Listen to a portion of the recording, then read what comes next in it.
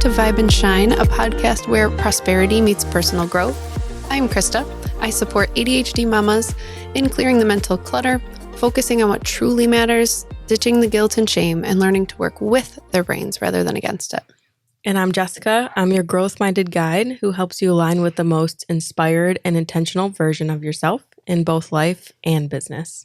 So in each episode, we'll dive into mindset shifts, strategies, and business insights to fuel success, while keeping alignment and well-being at the center. Whether you're an entrepreneur, a leader, or someone on a journey of self-discovery, this is your space to grow, thrive, and create a life by design. And today we'll be recapping the 4 levels of value that we discussed in episode 3 and expanding on practical ways to implement them into our lives to a higher degree or even perhaps to change levels. I am excited about this one. Me too. So let's start the recap. We'll start with number 1, implementation, confidence in doing. So the focus here is the skill, mastery, and consistency. I love that word. I think it's really important. Mm-hmm. And why does it matter? The more skilled you are, the more your time is worth, even at a foundational level. So let's talk about these practical steps that we can implement in our lives. If you level up your skill set, we're going to take a targeted course. That's a way you can do it, or training to be exceptional at what you do. So another option is to also track your wins. Keep a done list at the end of each day to visually see your accomplishments. Sometimes I think we can go throughout the whole day and look at what we didn't do rather than what we did do. So I love this idea, like a wins list, a done list. Mm-hmm.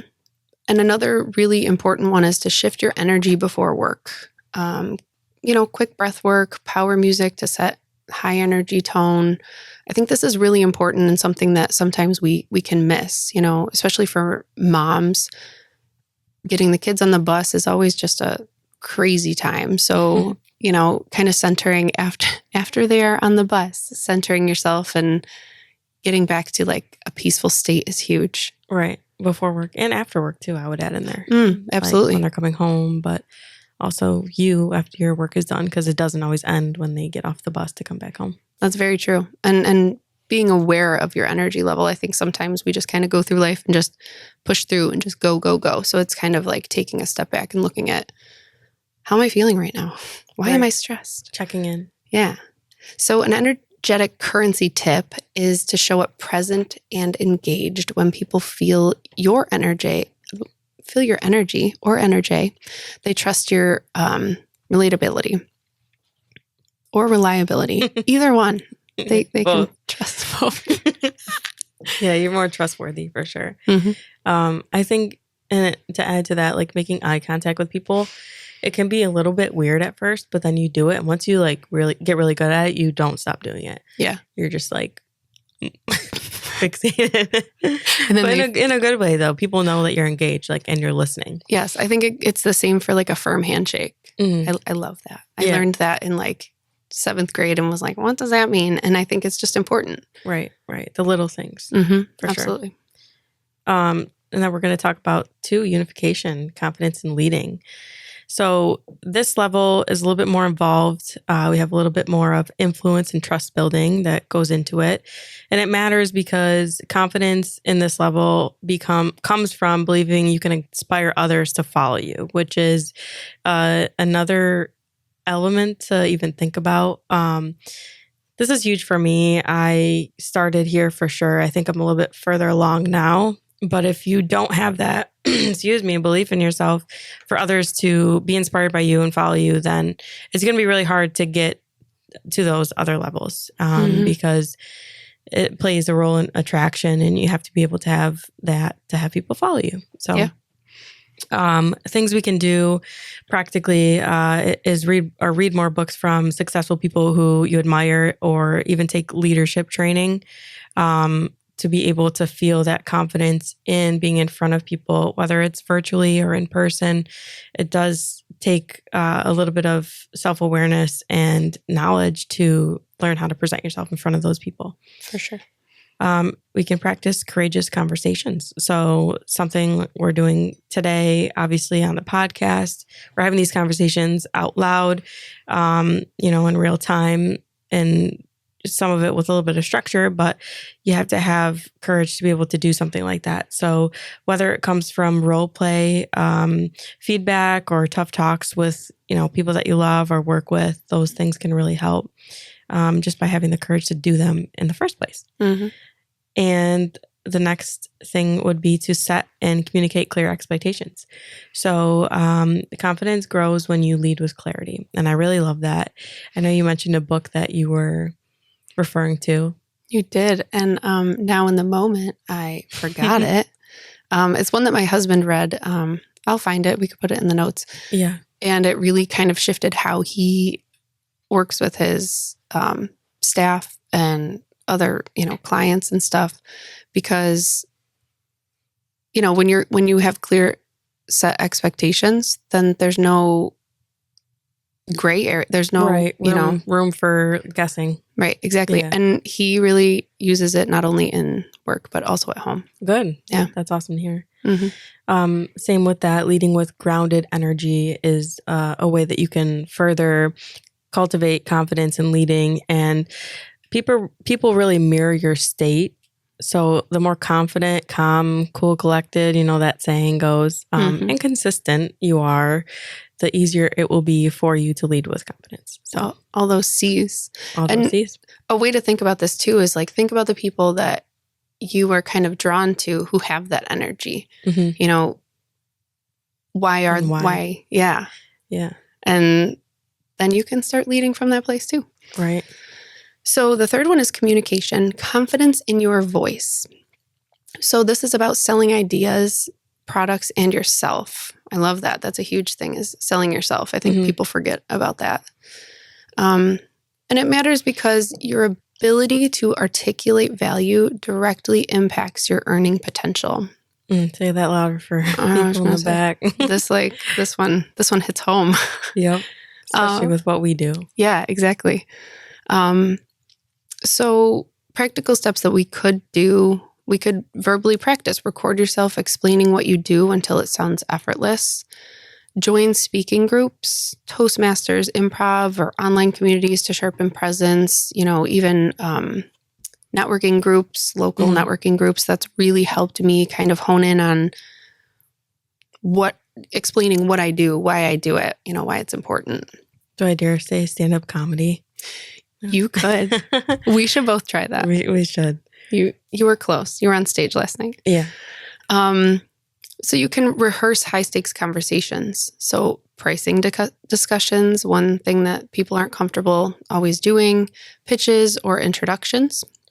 So when you speak with conviction energy, say it like you believe it 100%, even before the results show up. So I love that. Yeah, I do too. It takes time, it takes practice, and then really learning to believe it. If you don't say it, then, how are you going to really feel it or believe it? Or keep yourself accountable, I think.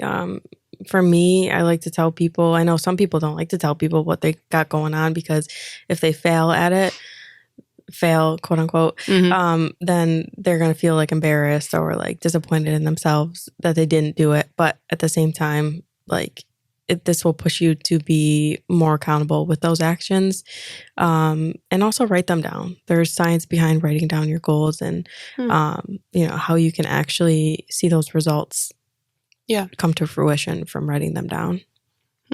I'll take that tip. So the last level is imagination. And like we said before in the last episode, it's not necessarily highest to lowest in the levels, but different ways of going about thinking and being conscious of what we're doing on a day-to-day basis for money in itself, and energetic currency too. So this is the confidence in creating, which focuses on vision and innovation. Two of my favorite things. And it matters because it requires this belief that you have in ideas that others really can't see yet. And sometimes you have a hard time seeing it, or putting the pieces together, but you have a general structure of what you think it's going to look like. And this is huge for me. So it is, because I come to you with something and you are just like, your brain's like, all right, have you thought about this? You could do this, you could do that. So I appreciate that from you.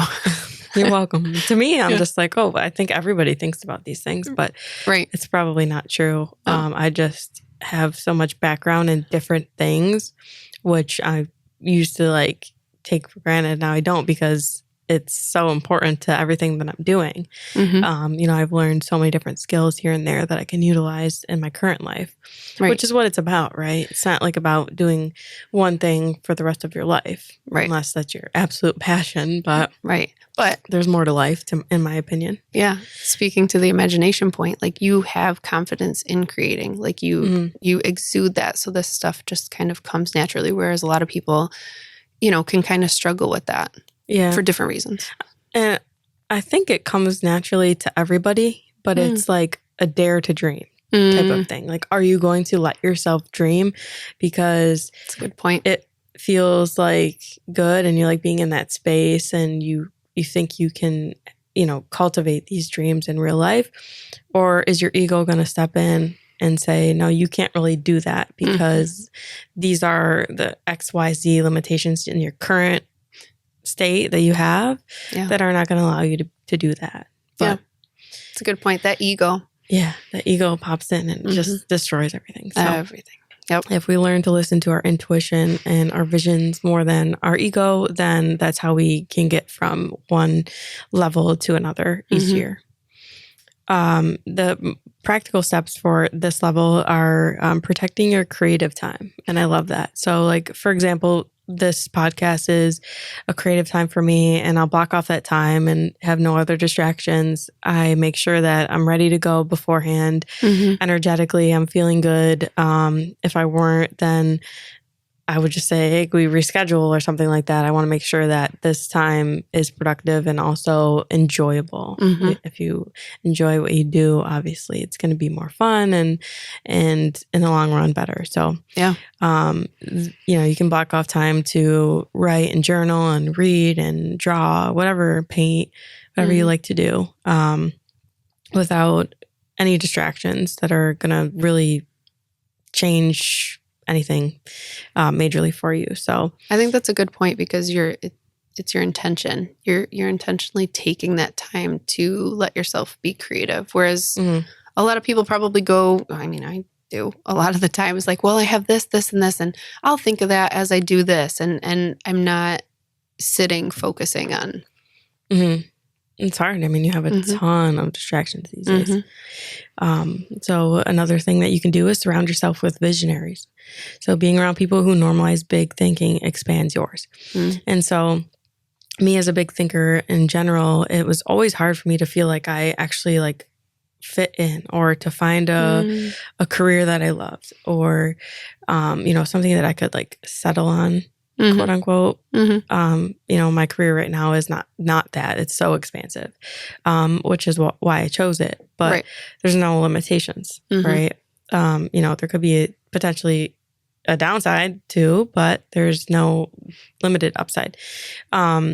So thinking with putting yourself in a position, not only with what you do every day to have that mentality, but also people and podcasts and books and music and things that you're listening to that are going to expand you personally and sometimes professionally is going to help so much. So people would always make fun of me for what I would listen to or like even my girlfriend, she's like, oh, I don't want to watch another documentary or I don't want to watch something like that I'm learning or like, blah, blah. Can we just watch reality TV? And I'm just like, that's just a bunch of garbage, but sorry, babe, when you're listening. But it's just surrounding yourself with bigger thinking and like learning about things. And those little things add up. And eventually, you make connections in your head and then it expands you further. So, yeah.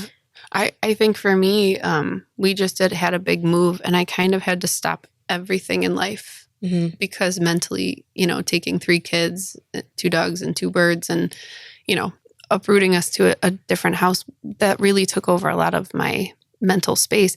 And I found that I wasn't listening to podcasts. I found that we were eating pizza every night for dinner. I was reaching for the cookies and the sweets and stuff. And everything kind of like, I don't know if I want to say slipped backwards, but just kind of paused Mm-hmm. because I couldn't necessarily get to that place of Like, you were just like out of alignment with yourself yes. because you're kind of temporarily sacrificing for the rest of your family, which I feel like it happens sometimes, and that's how we are in life, ebbing and flowing. Mm-hmm. And we just go with it. And then at some point you're like, okay, well, it's time to get back on a track that's helpful for me to get closer to my goals. Yes. And it's okay if that happens. It's totally normal. It happens to everybody. Yeah. But yeah, I think the last thing that we'll talk about on this level is building micro wins. So launching small versions of big ideas to prove to yourself that they can work. So I guess a good example of this would be like last night, hosting a comedy show for the first time, Mm-hmm. Getting 50 people that love me and want to see me succeed and came out for a great night. And, if I could do it at that level with just by myself from start to finish, imagine if I had a team to help me, do it at a bigger level. So yeah, it's definitely possible. And then energetic currency tip for this level is moving with the possibility energy. So that means talking about your ideas as if they're already in motion. So it goes back to the identity work. You have to be the person that you want to be in order to get there. Yeah. You can't just hope and wish and dream that what you're doing that day is going to get you to the outcome that you want if none of the actions match up to that outcome and what that is doing. So a tip for me would be to follow somebody who you aspire to be like, but and do some of the actions or to start with, or maybe a majority of the actions that they're doing to get to where they are, but be yourself doing it. You have your unique characteristics that, make you you. And people are going to be aligned and attracted to you as an individual. So my tip would be hire a coach. Yes. Especially if you're really? a mom. Yeah. You're a mom coach. Yes. You have ADHD. There's a plug there for you. Your gal. No, but seriously, I mean, when I worked with a coach, it was that also helped focus on me. The focus was on me and how I could get to where I wanted to be too. Right. So. Right. And that is also going back to the accountability piece. The coaches are huge with that. So if you, and I have, my manager also has like multiple coaches at the same time or throughout the year, like different ones. And, but they all coach on different things. So like there's a nutrition coach and there's a mental health coach, and then there's like a fitness coach. Like there's all of these different things, right? Those people are experts in their field and they're going to help you where they can. Yes. For me personally, having like more than one at a time seems overwhelming. There's so much to like focus on, but yeah, so I personally don't, but yeah, what works for you works for you. Right. So, yeah. All right, so we're going to jump into episode 4 now after we've done the recap. And we're going to talk about the power of saying no, boundaries that build success. So setting boundaries can lead to personal and professional growth. We are going to discuss 9 different areas of setting boundaries in our lives and give practical ways for our listeners or viewers to reframe their thoughts about setting them. So the first is the myth of saying yes equals success. So this is a huge one. It is. Why society glamorizes being a yes person. I mean, we could just talk about that. Yeah. I think it comes from people pleasing. Like if you think about like your grandparents and parents, like in order to feel rewarded in a sense, like you wanted to do what they wanted you to do for the most part. If not, you're a rebel. But, and those people are probably doing good with their boundaries at this point because they didn't say no. But not saying that's bad for parenting, but, saying yes to everything just because you want to please somebody else, just to get a positive reinforcement, I think is where it comes from. Yep. So definitely from, childhood. And as a parent, I'm sure you can chime in on this to discuss a little bit about how your role of setting those boundaries and not saying yes all the time to them is actually good for them and builds a better relationship with them. For sure.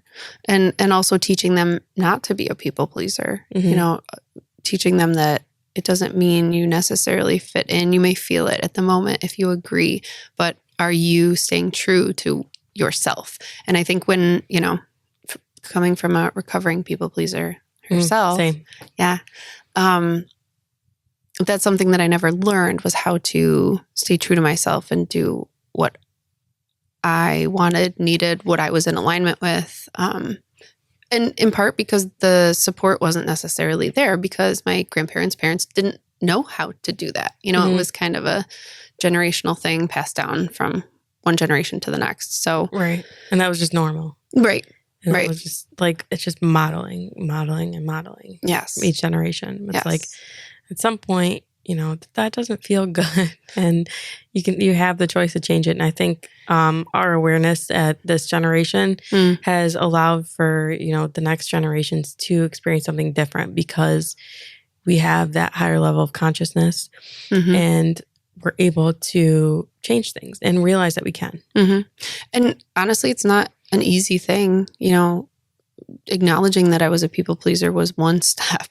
I don't think it's a bad connotation to it. Yeah, I think that, and then realizing it, but then also it's not going to happen overnight. It is a process. So I'm just thinking of our listeners who are like, okay, well, that's easy for you to say. Right. But at the same time, you must have felt some sort of guilt or shame in being a people pleaser, but in reality, that you were just trying to be nice to people and help them. It doesn't sound like a bad thing, right? But the not the bad thing, but the negative thing that comes from it is the lack of trust and respect towards yourself. Yeah. Because you would do things more so for other people than you would do for yourself. Yes. And so that doesn't really equate to thinking of yourself as a valuable person. Or as much value as those people. If you were going to spend more time, talking to them or helping them with something than you were towards yourself and your own goals. And that probably is a hard thing to accept and realize when you're a mother, because that's your goal, is to raise your kids and put them first. And it's conflicting, I'm sure. Oh yeah. And then, being a people pleaser at a young age and then becoming a mom, without that awareness, I hadn't always had that awareness throughout my whole motherhood journey. It was an interesting place to be. You're just taking me down the path of, of your transformation. Yeah, for sure.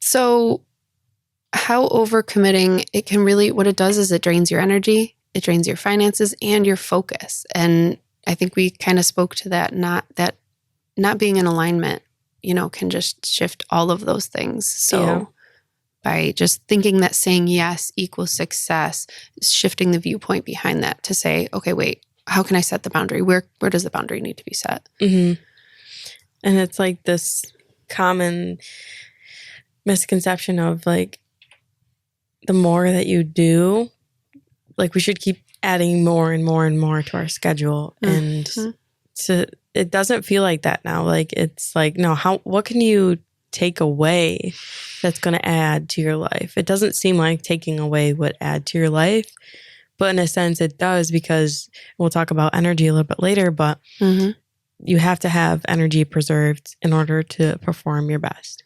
Yeah. It's funny that you say that, because I recently told my husband, I'm not, running this race on Sunday because I had other obligations. And I said, I'm so tired of going from one thing to another, trying to make sure that the kids are taken care of. And then I had no energy, and I would have, no patience. And so I just want to show up as my best self. So I paid for the race and I didn't go to the race. Right. And I was better off for it, Yeah. And it's those things that you decide at that time sometimes. And then it's challenging yourself to maybe not sign up for those things when you have a busy week ahead. Right. Even though there's some part of you that wants to do it, but is it the part of you that's proving that you can do it? Right. Or is it the part that is realistic and no, I actually need to take a rest that day? Yeah. And I didn't feel guilt and shame, which I would have in the past. So that's good. That's progress. accomplishment. Yeah. That's awesome. So next we're going to talk about boundaries as a form of self-respect. So a little bit more to dive into here with how it will preserve your mental, emotional, and physical health by saying no. So for me, I know that sometimes it's things give and take. I have to say no to things in my life that I even sometimes with work too. I have these big events coming up and I have to push some of my daily work stuff to the side because I know I just don't have enough capacity to host this and perform, at my best and be there for people. And let alone the organizing, doing that all by myself is tough. So I have to say no to some things, and that could be time with family, that could be time with friends. Sometimes it's work stuff, work commitments. And then other times, it's not going to a networking event that I get invited to and stuff like that. So, yeah. And they all, like you said, preserving your mental, emotional, and physical health. They're all connected. It's that mental and emotional it will affect your physical health too. So it's important. Yeah, for sure. I think there's a couple of things that we want to talk about here with saying without guilt. You wanted to mention saying sorry often and challenging our viewers and listeners to not say sorry and count, how many times they do that in a day. Yes. Because it does add up, especially when you're not aware of it. It's almost like one of those filler words, like I just said, like, sorry, I can't make it. Sorry, blah, blah, blah. You don't have to be sorry. Right. It's just kind of ingrained in us, I think. The other day I was walking and somebody else was walking towards me and my initial gut was, oh, sorry, I'm in your way. But I just said, oh, excuse me.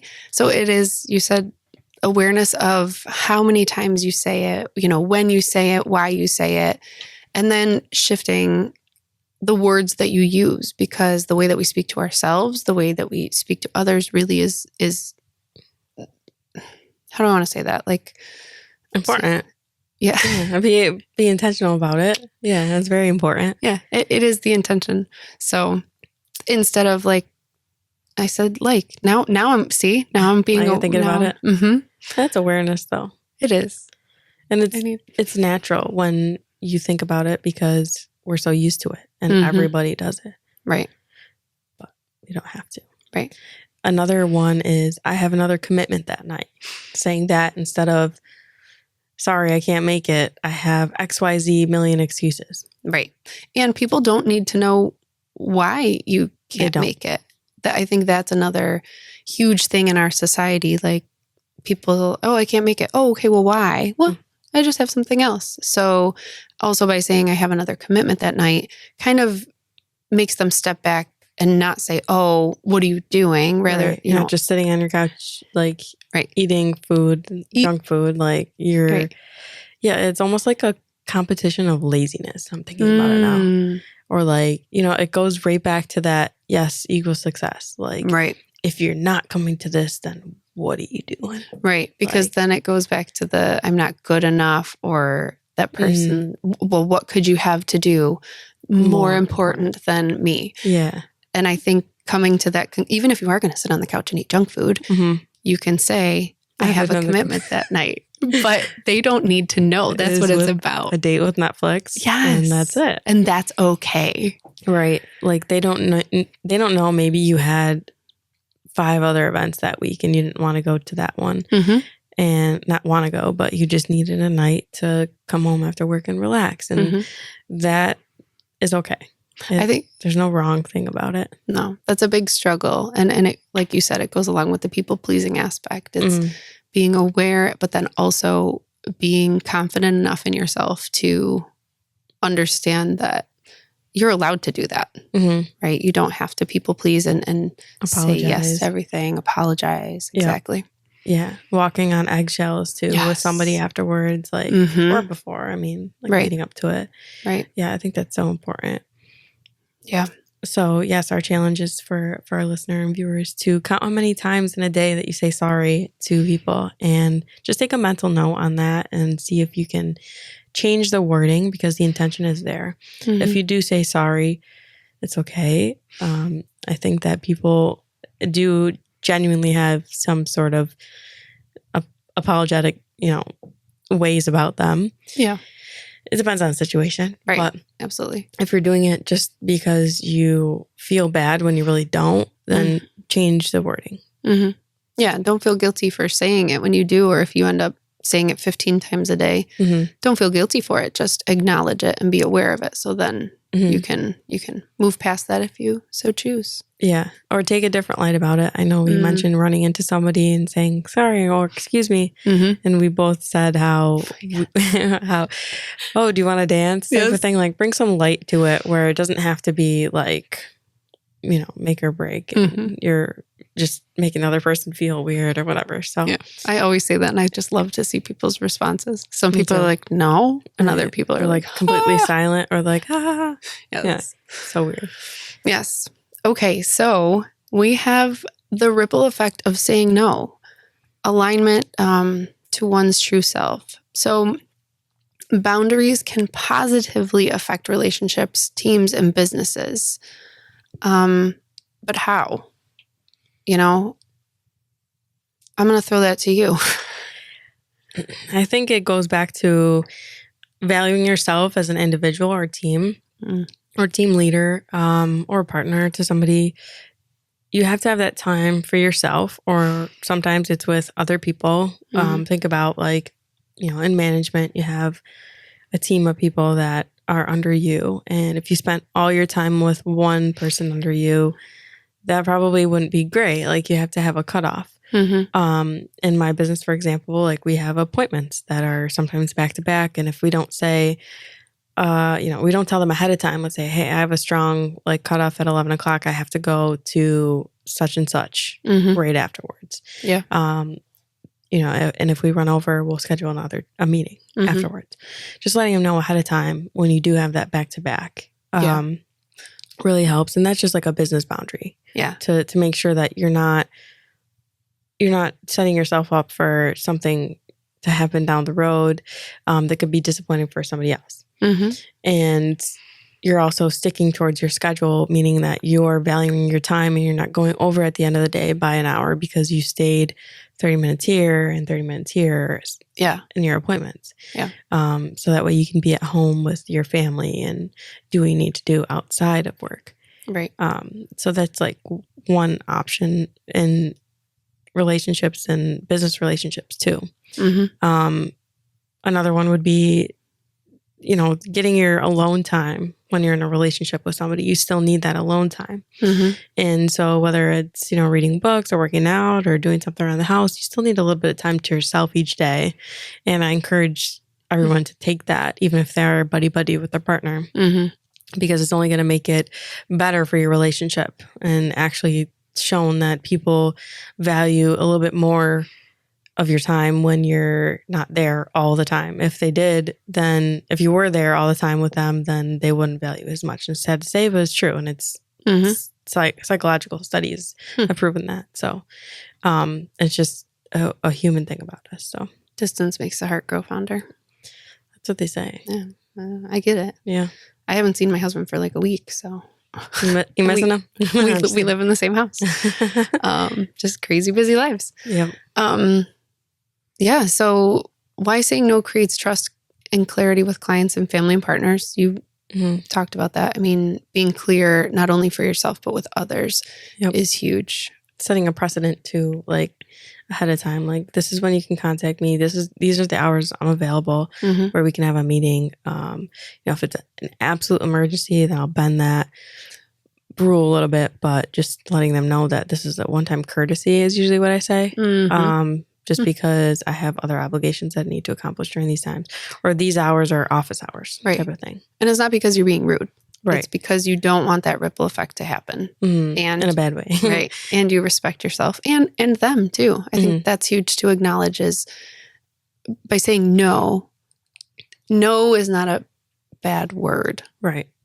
And also, if I'm saying, okay, these are my hours from, 9 to 5, right? Mhm. I'm also saying that I'm not going to contact you after 9 to 5. Mhm. So you don't have to really worry about that. Right.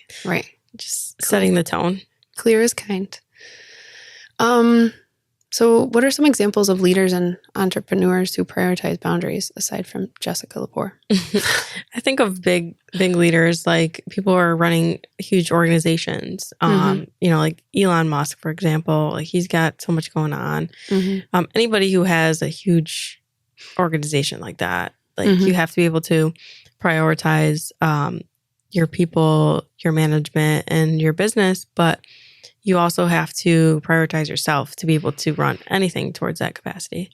I think you can look at anyone who has status to think about that too. I mean, celebrities, they're getting invited places all the time. Sometimes they can't show up. They're on the other side of the country. Like, they're going to red carpet walks one night and then they're invited to something else in Europe the next night. It's like, one of these guts to give, T Swift had to go support her man, I think. And so she couldn't go to I don't know. Yeah. I mean, she's a good example. Like she was on a tour and then, okay, well, you can come to some of the games, but still, you can't make everything. You have to put yourself first, or you can, put your significant other first when you can. Right. So, that's a good example too. How about we finish up with number 4? Sure. Do you want to take it? Sure, yeah. Saying no as a path to yes. So how saying no to distractions creates space for your true priorities. So you focus on vision.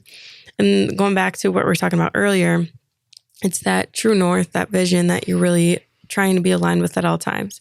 And if you lead more with your intuition instead of your ego, you're going to be able to do that with more clarity. So our ego is going to tell us exactly what we were talking about. No, yes, I can make it because I want to people please for this person. I want to show that I'm supporting them. And there's other ways to support other than being physically present. But that's exactly what it's saying. It's saying I'm valuing their priorities and their goals and more than mine at this particular time when I could be doing something else or I could be taking a rest. And then saying no is the exact opposite, where you're more in line with your intuition and what's truly out there for you. And energetically, how does it feel? Like, that's what I try to ask myself all the time, is how does it feel when I say yes to this or I sign up for this event? Because or a family function. Like, sometimes it's like, oh, I don't know if I can make it because blah, blah, blah. Yeah. Or just flat out say, no, I can't make it. And then you're not leaving that like guest time up to the person who's organizing it. Yeah. And they can further organize how they are going to run that event or party or whatever it is. So as we end this episode, what's for somebody who's listening and they're saying, listen, I am deep into people pleasing. I'm not at the point where you guys are, where you've done some of the work and really have accepted it. But I'm starting to become more aware that I am a people pleaser. How would you like to end this episode with kind of like a way to help them see a little clearer? Yeah. Or just take an inventory, like an inventory on their thoughts and their words that they choose. I would say there's a couple quotes actually that I want to, I want to say. So, the first is, givers need to set boundaries because takers never do. And that's like a huge eye opener. You can think about people in your life who are just take all the time. And this goes back a little bit to that masculine, feminine energy, right? To be able to receive, you have to be in your feminine energy, an intuitive state, and reception equals rest, right? So to be able to receive, you have to be able to sit back and just be creative and with the flow. Yeah. Whereas takers are more so, uppity, going, dominant, forceful. Like yep. it just, it's two different energies for sure. And it makes sense because they're opposites. Right. Yeah, you need a little bit of both here and there, but set the boundaries on the giving side because the takers won't. Yeah, that's powerful. The next one is boundaries are not walls, they're doors. Ooh. I need to sit with that for a minute. Or windows, I guess. Yeah. I mean, you can open either one and get through them. Sure. And you can see through the window, not the door most times. But yeah, that's powerful. Depending on what kind of door it is, I guess. But yeah, you invite yourself in to that person. Or sometimes you invite yourself out. If they can't keep up with your boundary that you set, then they don't respect you. Yeah. And for the most part, and you're respecting yourself, right? You're saying you're allowing these people to come in based off of this boundary. The door is open. Yes. Right. Or maybe halfway open, whatever it is. Yeah. But these are the restrictions, and not in a bad way, but in a self-respecting way. Yeah. So the last one I want to end with is people want to be around people who value themselves. Boundaries show that you value yourself. So it's not anything negative. Again, we have negative connotations for boundaries, just like the word no. Whereas the word yes or like open feels more inviting to us. But in reality, it's just words. So it really is about the intention that you put behind the words. And you can choose other ones that maybe are more accurate depiction of your intentions. That's a great way to end it. And with that being said, remember, your journey to empowered abundance continues on our next episode. Thanks for listening to Vibe and Shine podcast. Keep shining bright. Thank you.